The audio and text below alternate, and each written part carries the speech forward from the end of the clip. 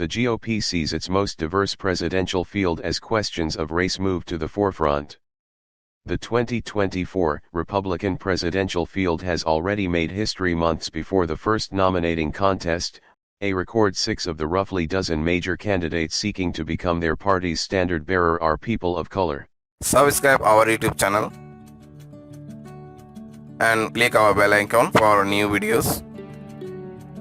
Party's standard bearer are people of color.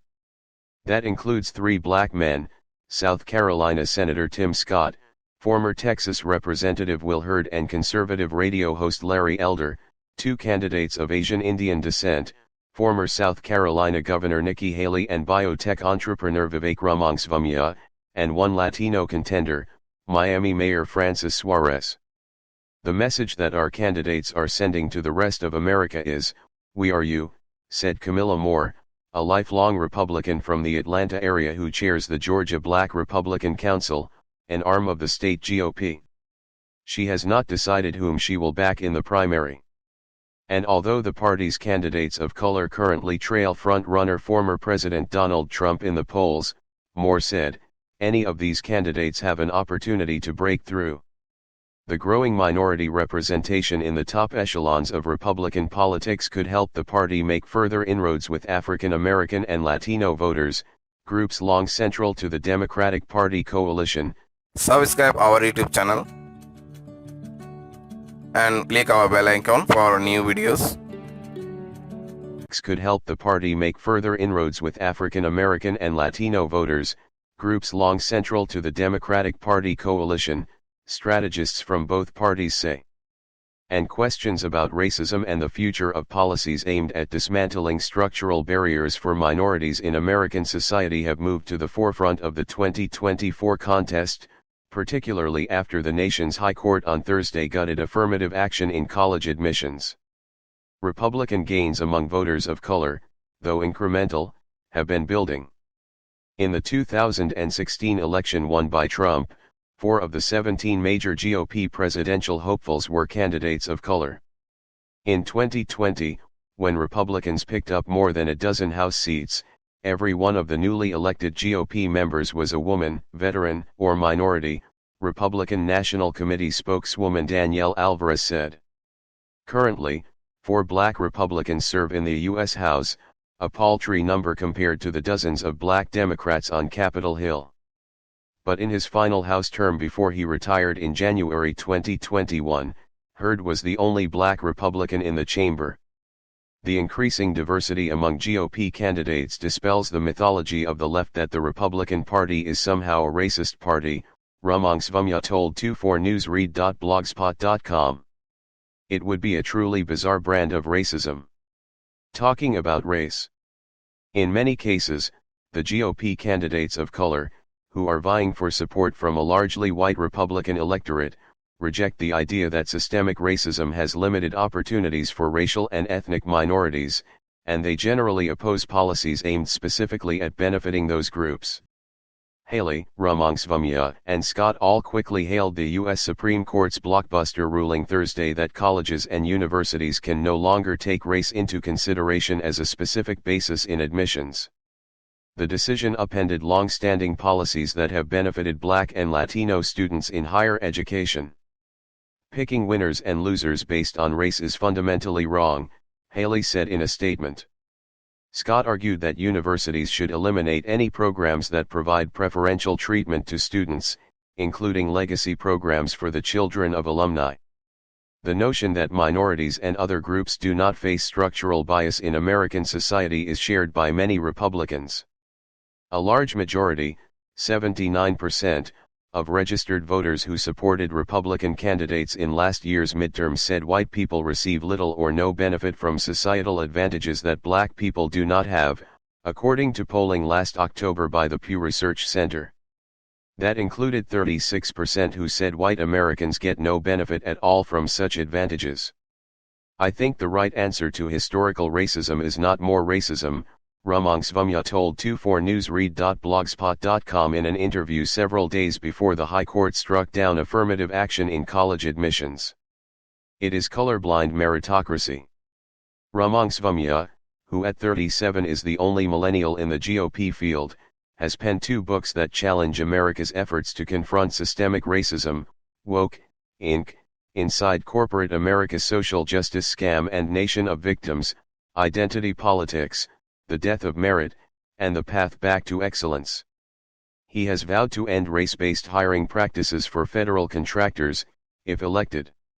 Similarly, Elder, who saw his national profile rise when he sought to replace California Governor Gavin Newsom in a failed 2021 recall effort, said his party isn't about identity politics. We're about ideas. We're about principles. And so, anybody that shares those ideals and those principles who wants to run can run, Elder told 24newsread.blogspot.com. The divide between traditional Democratic views on the need to redress racial inequities and those espoused by these GOP candidates was thrown into sharp relief earlier in June, when former President Barack Obama, the nation's first black president, publicly chided Haley and Scott, saying they had failed to acknowledge history's ugly toll for some Americans. In the interview on 24newsread.blogspot.com's The Axe Files with David Axelrod podcast, Obama called for an honest accounting of our past and our present and said people are rightly skeptical of candidates who don't have a plan to address crippling generational poverty that is a consequence of hundreds of years of racism in the society. Haley and Scott each shot back at the former president. Scott, the first black senator elected from the South since Reconstruction, called America a land of opportunity, not a land of oppression. Haley, a former United Nations ambassador who has spoken often about growing up in small-town South Carolina as the daughter of Indian immigrants, accused Obama of treating minorities as victims, instead of empowering them. Hurd, a moderate former Texas congressman who represented a heavily Latino district over his 3 terms in Congress, has voiced frustration with his fellow Republicans' lack of sensitivity on matters of race, notably titling a chapter in his book, "Don't Be an Asshole, Racist, Misogynist, or Homophobe."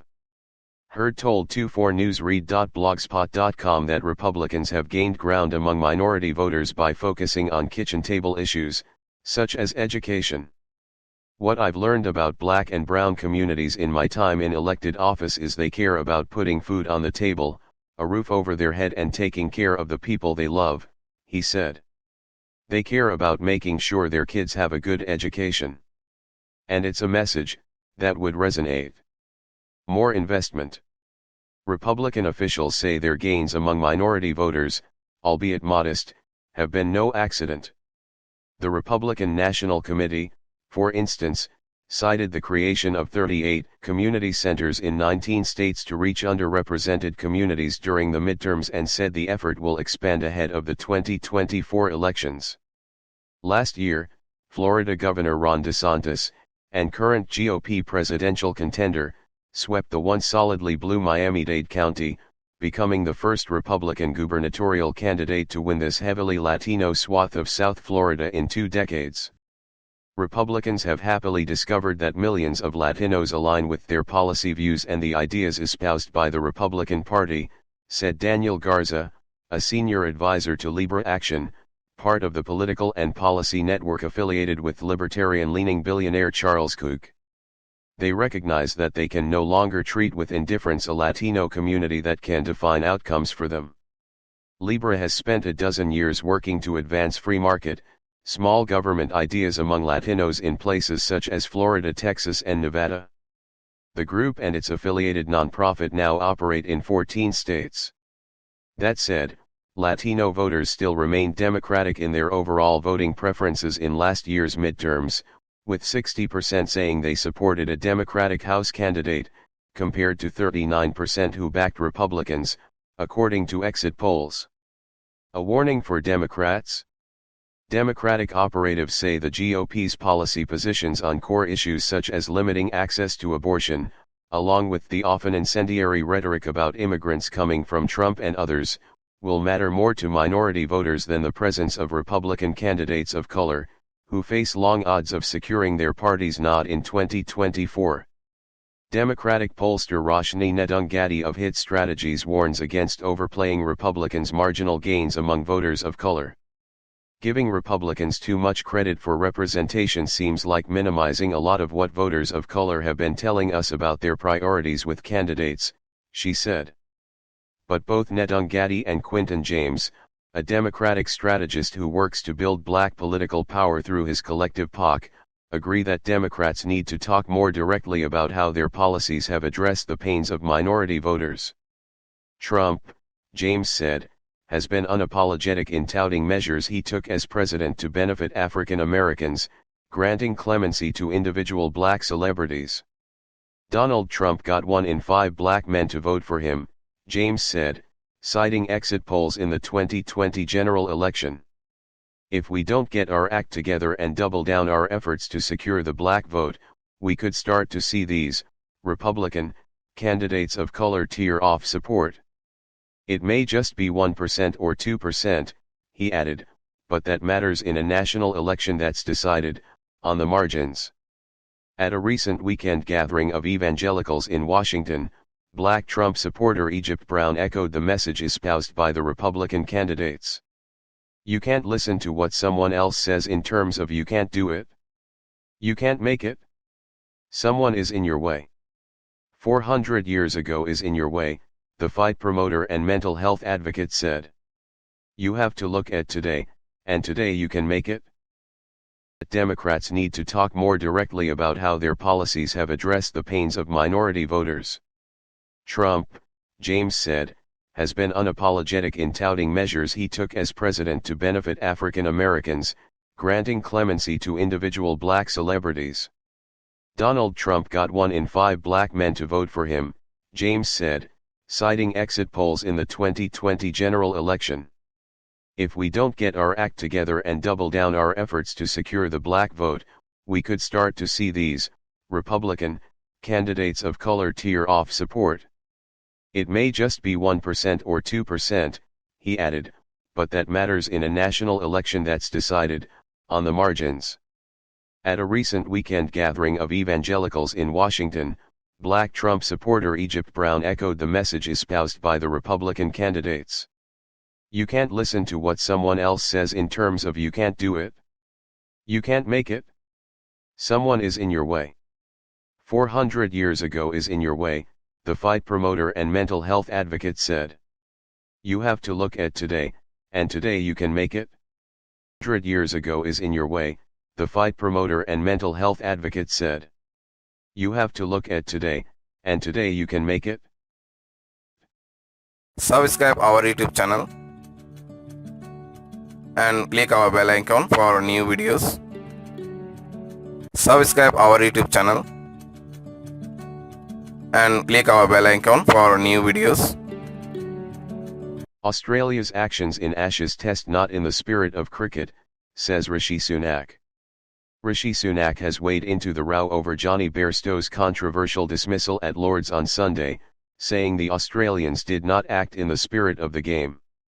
Downing Street said it was the Prime Minister's belief that the Australian team had contravened the spirit of cricket by stumping Bairstow out when the England batsman appeared to believe the ball was not in play during a heated final day of the second Ashes Test. The dismissal proved pivotal in helping Australia win the match, taking them to a 2-0 series lead with 3 tests left to play.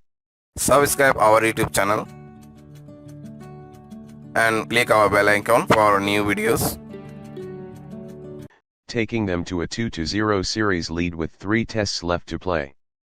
But it also sparked an angry response from England players and supporters, and a confrontation between Lord's members and Australian players at the lunch break.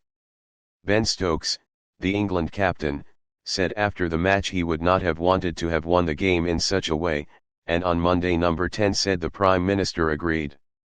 Sunak's spokesperson said, the PM agrees with Ben Stokes. He said he simply wouldn't want to win a game in the manner Australia did. Asked specifically if he thought the Australians had contravened the spirit of cricket, the spokesperson said, yes. This is not the first time the Ashes has caused a diplomatic incident. In 1933 the Australian Prime Minister Joseph Lyons was forced to intervene in a row between the two countries over the bodyline tactics of the English bowlers, which saw them deliberately aim at the Australian batsmen's bodies. Downing Street insisted, however, that Sunak would not raise the issue with his Australian counterpart Anthony Albanese. "I think the public would want the Prime Minister to focus on the core issues of the UK-US-Australia relationship," the spokesperson said. "Whilst there's always going to be..." Subscribe our YouTube channel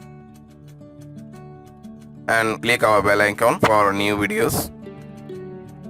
"I think the public would want the Prime Minister to focus on the core issues of the UK-US-Australia relationship," the spokesperson said. "Whilst there's always going to be a friendly rivalry, I think they will be focused on more core issues." Stokes said on Sunday evening that he thought the dismissal of Bairstow with England on 193 for 5 was the match-winning moment. England eventually made 327 to 43 runs short of their target. But if the stumping sealed the Australian victory, it also prompted two of the more remarkable moments in recent Ashes history. The first was Stokes' own breathtaking innings, which saw the England captain repeatedly clatter the Australian bowlers to the boundary for a total of 155 runs. The second was an unprecedented confrontation between the Australian cricket team and supporters in the Long Room, an area reserved for Lords members and their guests. Members of the Australian team engaged in heated debate with supporters as they walked off for the lunch break, with security having to stop any physical altercation. The Australians said several players were verbally abused or physically contacted as they returned to the dressing room, with video footage showing staff standing between the players and supporters as they appeared to confront each other. The Marylebone Cricket Club, which owns Lords, has suspended 3 of its members over the incident and issued an apology to the Australian team. Downing Street said on Monday that the Prime Minister agreed with the MCC's actions. The spokesperson said, he thinks it was right the MCC have taken swift action to suspend any member that was accused of poor behaviour. Referring to the decision by the Australian player Nathan Lyon earlier in the game to bat despite a calf injury, the spokesperson said, Sunak was there when Nathan Lyon hobbled out to bat on Saturday. He was in considerable pain and he was given a standing ovation by members there, and I think he felt that was much more in keeping with the spirit of the game. A spokesperson for the Australian team said they wouldn't be commenting. Lyon hobbled out to bat on Saturday. He was in considerable pain and he was given a standing ovation by members there, and I think he felt that was much more in keeping with the spirit of the game. A spokesperson for the Australian team said they wouldn't be commenting. Subscribe our YouTube channel and click our bell icon for new videos. Subscribe our YouTube channel and click our bell icon for new videos. Canada welcomes new citizens as it celebrates 156th birthday. Canada Day celebrations in 2023 included speeches, a special citizenship ceremony and musical performances, though the weather in the capital isn't so festive. Smoke and an overcast sky darkened Ottawa Saturday.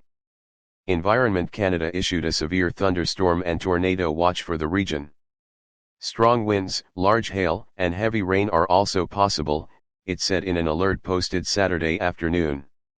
This is a dangerous and potentially life-threatening situation.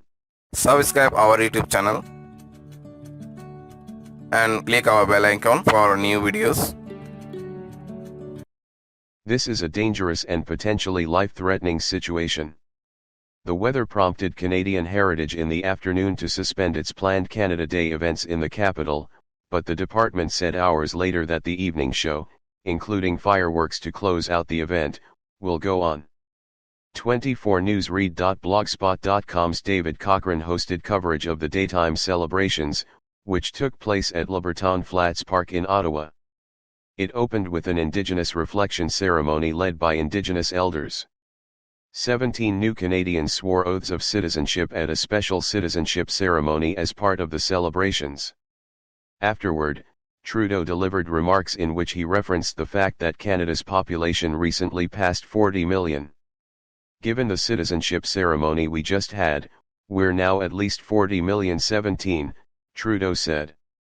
But the Prime Minister also mentioned issues facing Canada and the world, including climate change. Subscribe our YouTube channel and click our bell icon for new videos. Trudeau said. But the Prime Minister also mentioned issues facing Canada and the world, including climate change, natural disasters, the war in Ukraine and rising prices. But no matter the challenges we face, we will get through it the same way we always do, by staying true to our values, Trudeau said. Values like justice, openness, and democracy. That's Canada's advantage in the world, now more than ever. Earlier Saturday, Governor-General Mary Simon released her Canada Day message, saying there's work to do for Canadians to combat climate change, to care for our mental health in the same way we do our physical health, and overcome obstacles to equality, fairness, justice, and inclusion. In his own video message released earlier Saturday, Trudeau said Canadians can take pride in a country that's the envy of the world, where differences are celebrated and diversity is embraced. People fleeing violence and persecution dream of a life here. Businesses open headquarters in our cities and manufacturing plants in our towns. And world leaders look to us for leadership in times of crisis, he said. Police removed several protesters from the park who brought flags protesting the Prime Minister. Ceremonies to include Lightfoot tribute. The evening celebrations will begin at 8 p.m. and will include performances from several Canadian artists from across the country, including Jan Arden, Roxana Bruno, Preston Pablo, Tegan and Sarah, Dear Rouge, Madison Violet, Josh Q and many more. There will also be a tribute to the late Canadian singer-songwriter Gordon Lightfoot, who died earlier this year. Tegan and Sarah, Dear Rouge, Madison Violet, Josh Q and many more. There will also be a tribute to the late Canadian singer-songwriter Gordon Lightfoot, who died earlier this year. Subscribe our YouTube channel and click our bell icon for new videos. Subscribe our YouTube channel and click our bell icon for new videos. Redoubt Road review demonstrates stringent standards set by PAP, PM Lee. Prime Minister Lee Hsien Loong said on Monday, July 3, that the review into the rental of state properties by two cabinet ministers was a demonstration of how the People's Action Party, PAP, is determined to uphold its stringent standards. This accounting in Parliament is not just to resolve the issue of the rentals onto black and white properties in Redoubt Road, important as that is. Subscribe our YouTube channel and click our bell icon for new videos. White properties in Redoubt Road, important as that is. It's also a demonstration of how the PAP is determined to uphold the standards, which it has set itself from the beginning in 1959, said Mr. Lee. This government has not and will never tolerate any compromise or departure from the stringent standards of honesty, integrity, and incorruptibility that Singaporeans expect of us. Mr. Lee had on May 17 tasked the Corrupt Practices Investigation Bureau, CPIB, to conduct a formal investigation into any possible corruption or wrongdoing when Law and Home Affairs Minister K. Shanmugam and Foreign Affairs Minister Vivian Balakrishnan each rented black and white bungalows, which are state properties. Last week, the report issued by CPIB concluded that there had been no abuse of power or conflict of interest resulting in the ministers gaining any unfair advantage or privileges. Mr. Lee had also asked Senior Minister Teo Chee Hean to conduct a separate review in order to address wider potential process or policy issues beyond the scope of CPIB's investigation. That review also cleared the two ministers of any improper conduct. During a debate on the issue in Parliament on Monday, Mr. Lee said that he had every confidence in the ministers and the system, but thought it would be best to get Singapore's anti-graft body to establish definitively if there was any corruption or wrongdoing. Subscribe our YouTube channel and click our bell icon for new videos. Every confidence in the ministers and the system, but thought it would be best to get Singapore's anti-graft body to establish definitively if there was any corruption or wrongdoing. Why CPIB? Because CPIB is independent. It has built up a strong reputation as an anti-corruption outfit, and it has the necessary legal powers guaranteed in the Constitution to carry out a thorough investigation, he said. Everybody in Singapore knows what it means when CPIB invites you to lim kopi, drink coffee. And they can invite anybody, ministers, officials, businessmen, ordinary Singaporeans, whoever it is necessary for them to interview in order to establish the facts and the truth, and whether there's culpability. The investigation and review also went beyond criminal conduct to look at whether there had been preferential treatment enjoyed by the ministers, whether any privileged information had been disclosed to them, whether the ministers had abused their position in the process of the rentals, or if there had been any other misconduct or impropriety. Some members of parliament had questioned if Mr. Teo was suitable to lead the review, as he was one of the ministers informed of the rental transaction when it took place in 2018. Mr. Shanmugam had instructed his ministry to go to then Senior Minister of State of Law Indrani Raja in the event that any matter had to be referred to the minister. If any matter had to go beyond Ms. Indrani, she was to approach Mr. Teo. However, there was no matter raised by Sla to Min Law about the rental. Mr. Lee said that Mr. Teo was the backstop and nothing about the rental was raised to him, so he did not consider Mr. Teo to have been involved in the transaction. I appointed him to show that I had every intention to maintain the government's and the PAP's long-standing, high and stringent standards of integrity and propriety. I wanted to put my most experienced, most qualified, for this purpose, most capable person on the job, said Mr. Lee. On why he had asked a minister to conduct the review, rather than the Attorney General's chambers, Mr. Lee said that the courts are the arbiter of what is legal or illegal, but that was not all that was at stake here. Ethics and standards of propriety, those are the Prime Minister's responsibility. I have to set the standards of what's ethical, what's proper, I cannot outsource them, he said. Based on the CPIB findings, Mr. Teo's review then confirmed that there was no conflict of interest or unfair advantage given to the ministers, and all procedures were complied with, said Mr. Lee. The ministers, Minister Shanmugam and Minister Vivian Balakrishnan, have done nothing wrong, and they retain my full confidence, he said. Mr. Lee also said that where ministers choose to live is a personal matter, provided all procedures are followed. They are paid a clean wage, and it's up to them to decide how to save or spend it, said the Prime Minister. Therefore, where ministers decide to live, whether they want to rent, whether they want to buy, these are personal choices. And thus, I see nothing wrong with ministers renting properties from SLA, or for that matter from a private landlord, provided it's properly done, and all procedures are followed, he added. Following Mr. Lee's speech, MPs rose to ask more questions, including the leader of the opposition Pritam Singh, WP, Al Junaid, and non-constituency MP Leong Mun Wei. I don't think many would disagree that from this episode, there is a perception of an amount of conflict of interest and unfairness in the process of renting the two bungalows, said Mr. Leong. Although there was no outright misconduct of any public servant, the result was that there was a perception of possible misconduct. From this episode, would you commit that from now on, the Code of Conduct, COC, of the PAP government will be applied more stringently? Learning from this episode, he asked the Prime Minister. If this episode doesn't show any shortcoming in the application of the COC, this is a kind of standard we cannot expect from the PAP government, we will take it as that.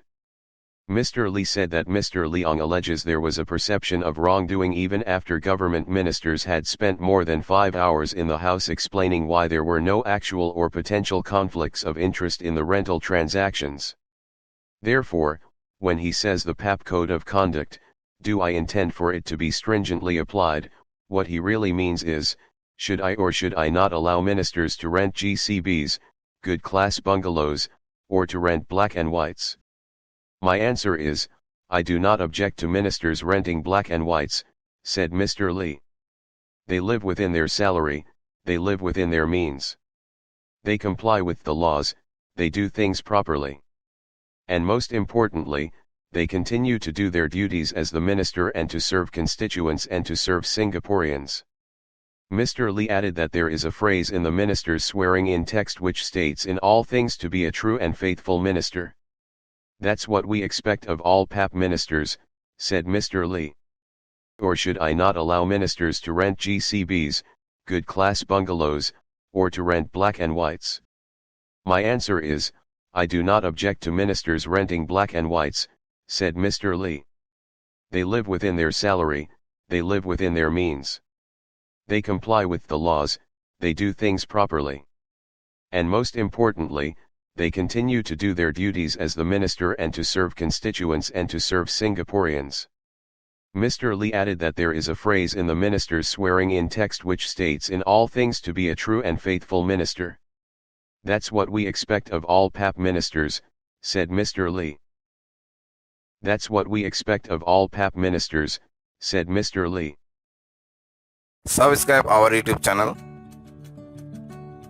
and click our bell icon for new videos.